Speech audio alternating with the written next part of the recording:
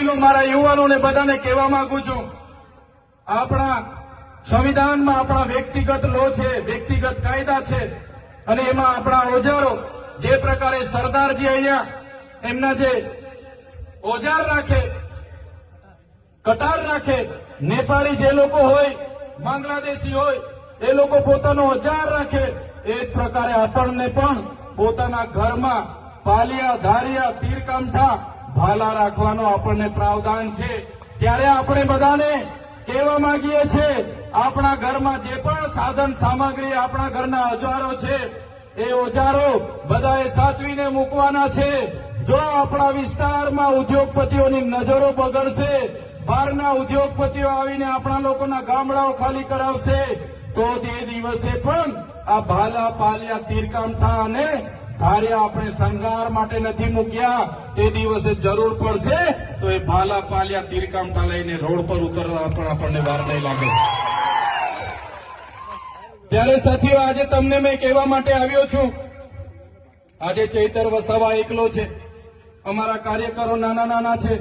એક બાજુ ભાજપની મોટી સરકાર, 30 વર્ષથી મોટા મોટા નેતાઓ, કૌભાંડીઓ, ભ્રષ્ટાચારીઓ, બુટલેગરો, ખાણ માફિયાઓ, રેતી માફિયાઓ, એમનું તંત્ર, એમની પોલીસ, એમના કલેક્ટર, એમના એસપી, એમની ન્યાય પ્રણાલિકાઓ, એમની સામે અમે અમારા પરિવારના જોખમે લડીએ છીએ.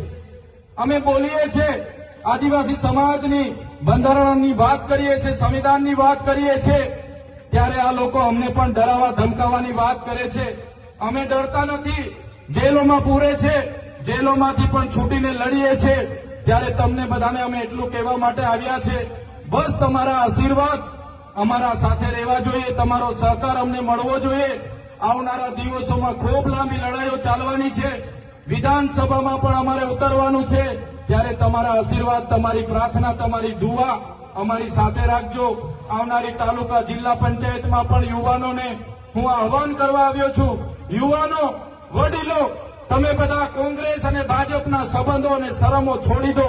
તમે બધા આવો આમ આદમી પાર્ટી પરિવારમાં, અમારા નેતૃત્વમાં બધા આવો, લડો, તાલુકામાં લડો, જિલ્લામાં લડો, આવનારી વિધાનસભામાં લડો, અને આપણા વિસ્તારના લોકો માટે સારી સારી યોજનાકીય કામગીરી કરો, સેવા કરો, એ અપીલ કરવા માટે આવ્યો છું.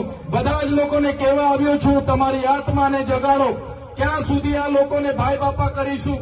અનાજ માટે લાઈન પર હાથ જોડીશું, બેંક માટે લાઈન પર હાથ જોડીશું, જાતિના દાખલા માટે લાઈન પર હાથ જોડીશું, યોજના માટે, ઝૂંપડા માટે હાથ જોડીશું, ત્યાં સુધી આપણે મીટર માટે હાથ જોડીશું.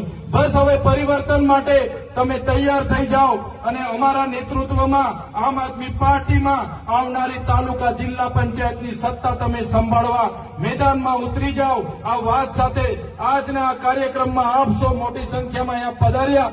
અમારી અવ્યવસ્થા હતી છતાં તમે આ કાર્યક્રમને સફળ બનાવ્યો છે. ત્યારે આજના કાર્યક્રમમાં મારા પિતા તુલ્ય, મારા વડીલો, માતા તુલ્ય, મારી માતાઓ, મારા યુવાન સાથીઓ, મારી માતા બહેનો, સૌને મારા ખૂબ ખૂબ જોહાર કરું છું.